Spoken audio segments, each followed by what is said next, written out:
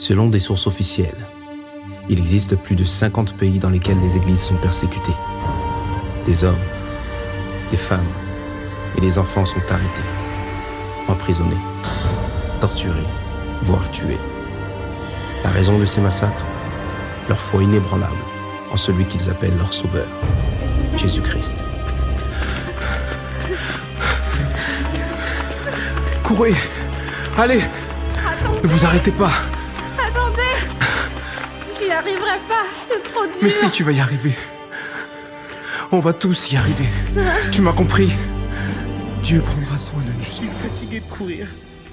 Et pourquoi ils nous veulent du mal? Qu'avons-nous fait? Nous ne sommes pas des criminels, mais des chrétiens. Bonjour à tous, soyez bénis. Donc vraiment, si je fais cette vidéo, c'est vraiment pour vous alerter concernant donc, la recrudescence de la persécution des chrétiens à travers le monde. Et cela dans un vraiment court laps de temps. Si on regarde par rapport à fin 2014, donc décembre 2014 jusqu'à maintenant, on voit qu'on est à plus d'une exaction par mois par rapport aux chrétiens qui sont dans le monde. Donc pour vous citer rapidement, dans un village chrétien qui ont été tués. Ensuite c'était en janvier 2015, là c'était au Niger, où il y a eu des émeutes, il y a eu 10 morts, 200 blessés, il y a eu des églises qui ont été incendiées et les chrétiens ont dû être placés sous protection militaire. En février 2015, c'était 21 coptes orthodoxes assassinés en Égypte. En avril, c'était au Kenya, je pense que vous vous souvenez, avec les 148 étudiants qui ont été exécutés. En juin, c'était les chrétiens d'Irak qui étaient assassinés. Jusqu'à nos jours, ils sont systématiquement en fait persécutés. Ensuite, en juillet, ça a recommencé avec le Nigeria, où il y a eu un attentat dans une église. Il y a eu des chrétiens assassinés, des églises brûlées. Et voilà. Au jour d'aujourd'hui, il y a encore deux menaces qui pèsent en fait sur deux communautés chrétiennes que sont les chrétiens d'Israël et les chrétiens qui habitent en Inde. Donc pour les chrétiens d'Israël, en fait, il s'agit de tracts qui sont distribués dans tout le pays, dans toutes les villes, pour dire que les chrétiens doivent quitter le pays ou seront assassinés à la fin du Ramadan. Et pour l'Inde, il s'agit en fait des églises qui ont déjà été incendiées et où les pasteurs sont recherchés pour être assassinés, être égorgés. Et donc ce que j'ai remarqué, c'est que comme les médias n'en parlent pas vraiment, en tout cas pour cette menace-ci, personne ne s'en émeut, personne ne s'indigne et j'ai l'impression que tout le monde joue la carte de l'indifférence en fait. Ce qui me fait mal, c'est que nous, chrétiens, sommes directement concernés, mais vu que ça ne nous atteint pas directement, on en parle à peine 5 minutes et c'est fini, on passe à autre chose. Mais la question que je me pose, c'est sommes-nous conscients que si c'est eux qui le touchent, c'est aussi nous qui sommes touchés, parce que nous sommes qu'un seul corps, donc on fait quoi? On n'y prête pas attention jusqu'à ce que ça touche les pays occidentaux. Pourtant, quand on regarde dans la parole, le plus souvent lorsque Dieu annonçait à un prophète un malheur qui allait s'abattre sur une ville ou sur son peuple, directement l'homme de Dieu déchirait ses vêtements et voilà, et il commençait à prier et à intercéder pour eux. Donc voilà, je me dis alors que même si nous sommes 5 à intercéder, il est écrit que là où 2 ou 3 sont assemblés en mon nom, je suis au milieu d'eux. Et comme il est écrit dans Ézéchiel 22 ou dans Ésaïe 59 même, Dieu attend un homme en fait qui se tient à la brèche pour intercéder par des prières de supplication. Et nous savons qu'au-delà même des enjeux géopolitiques ou économiques ou autres, ces personnes sont animées de mauvais esprits. Et le but n'étant point de pointer une communauté plus qu'une autre ou des extrémistes ou autres, mais voilà, on sait que ces gens-là sont animés de mauvais esprits et que justement les enjeux sont spirituels et donc il faut répondre sur un terrain spirituel parce que je pense qu'il ne faut pas se tromper d'ennemi. Nous savons très bien que nous n'avons pas à combattre contre la chair ni le sang, mais que là c'est bien un combat spirituel, ce sont les esprits qui sont derrière qu'il nous faut combattre. Donc voilà, je me dis que c'est bien de prier pour son église locale, ça c'est très bien, mais qu'en est-il du reste du corps de Christ? Je pense qu'il ne faut pas attendre que nos pasteurs nous sensibilisent sur ce sujet pour l'être. Je pense qu'il ne faut pas attendre que les médias s'en offusquent pour en être offusqués en fait. Ça nous concerne directement. Après, je ne dis pas que grâce à ces prières-là, ils ne vont pas se faire tuer. Je dis juste qu'il faudrait demander à Dieu que sa gloire se manifeste dans cette situation. Ça peut être de la façon dont qu'ils confondent les plans de l'ennemi et qu'au final ça ne se fasse pas.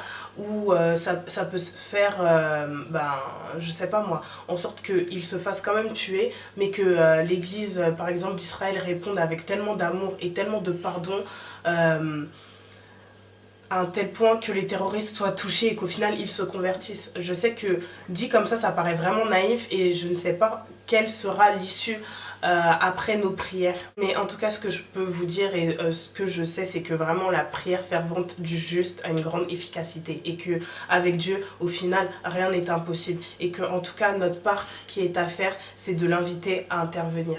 Et donc, ce que j'ai à cœur de faire, c'est que nous puissions nous lever dans le jeûne et dans la prière, que nous puissions vraiment jeûner vendredi, toute la journée de vendredi, et que le soir on puisse vraiment se retrouver dans un moment de prière.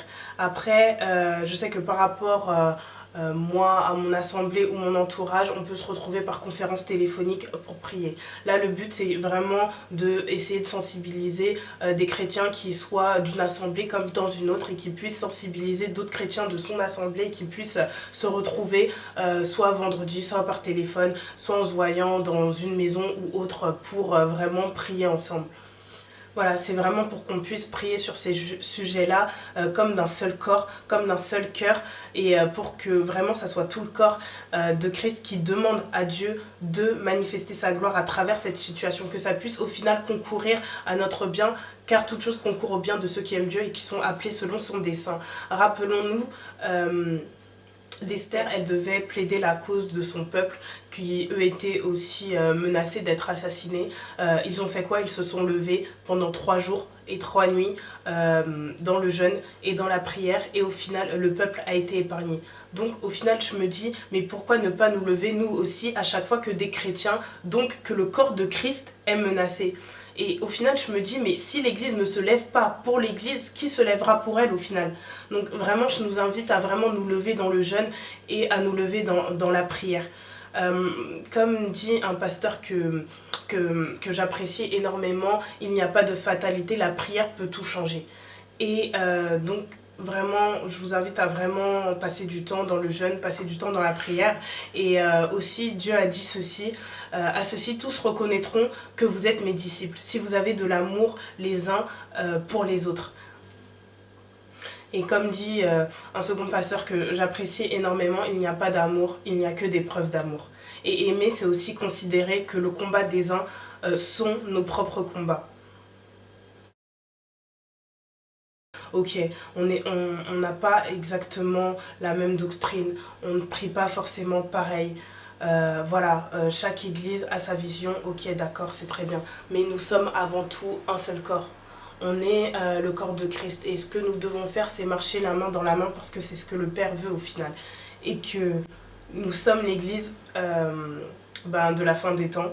En tout cas, c'est ce que je pense. Et je pense qu'on a un grand rôle à jouer par rapport à ça. Comme j'avais entendu dans un prêche un jour, aujourd'hui, nous sommes sous la nouvelle alliance. Nous avons le sang de Jésus, nous avons le nom de Jésus, nous avons le Saint-Esprit en nous et même pas sur nous, alors que dans l'Ancien Testament, il n'avait pas tout ce que nous, on avait. Et pourtant, on a tendance à voir en fait que dans l'Ancien Testament, même ils agissaient encore plus significativement que nous qui sommes dans la Nouvelle Alliance. Donc vraiment, levons-nous dans la prière, levons-nous dans le jeûne, prenons les armes en fait, parce que Dieu nous a donné toutes les armes spirituelles justement pour nous lever, pour qu'on soit équipés. Mais nous, voilà, on entend l'information, on se dit ok, d'accord, on va essayer de prier pour eux. Au final, quand on prie, on n'y pense même pas et ensuite on passe à nos activités. Mais non, là, il faut vraiment qu'on se lève, il faut vraiment qu'on réagisse parce que je pense que c'est notre part en fait. Dieu même, il a dit prier sans cesse. Je pense que là, c'est un sujet important sur lequel nous devons prier. Voilà, aujourd'hui avec tout ce qui se passe, on ne peut pas fermer les yeux. C'est pas parce que les médias n'en parlent pas que nous ne devons pas y prêter attention. C'est pas parce qu'on ne nous sensibilise pas dans nos églises qu'on ne peut pas y être sensible. N'attendons pas d'être sensibilisés par qui que ce soit pour intervenir. Nous devons intervenir maintenant et nous avons l'autorité d'intervenir parce que l'église a une certaine autorité même qui a été donnée par Dieu. Soyez bénis.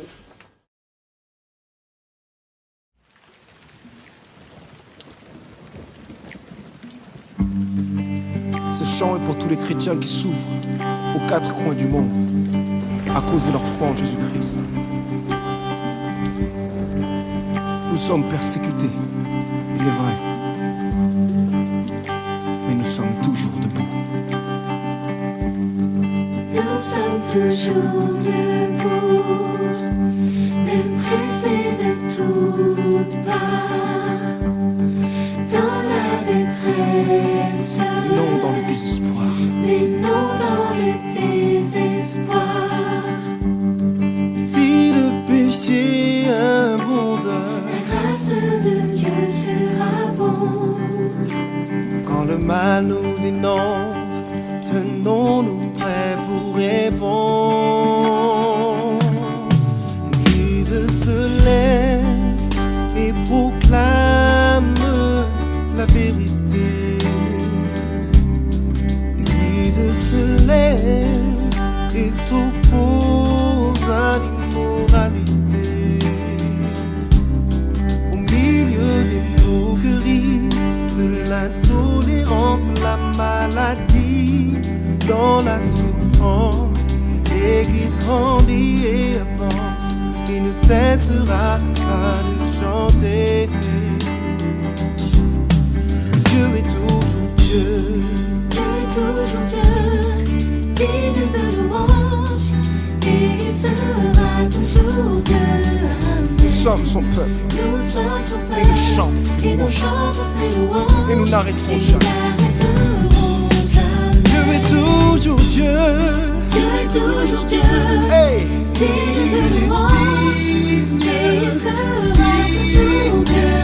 Amen. Avec les larmes aux yeux, Nous sommes son peuple, nous chantons. et nous chantons ses louanges, et nous n'arrêterons jamais. Nous sommes Nous sommes toujours debout, même pressés de toutes parts. pressés de toutes Dans la détresse, dans la détresse. et non. Digne de louange, En dépit des persécutions, il est digne. dans les persécutions, tu Alléluia. restes digne de louange. Où que tu te trouves, tu n'es jamais seul. Quand mes amis s'en vont, Chante. tu restes digne de louange. Dans les épreuves, tu es digne. Dans les épreuves, tu es digne de louange. Et face aux persécutions, notre réponse sera toujours la louange et l'adoration. Car C'est la réponse de l'Église.